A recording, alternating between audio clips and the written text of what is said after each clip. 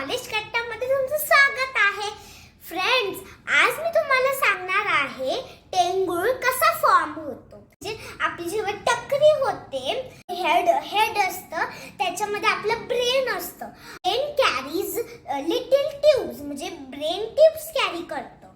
म्हणजे ब्रेन मध्ये जे थोडेसे छोटे छोटे ट्यूब्स असतात जे ब्लडला कॅरी करतात.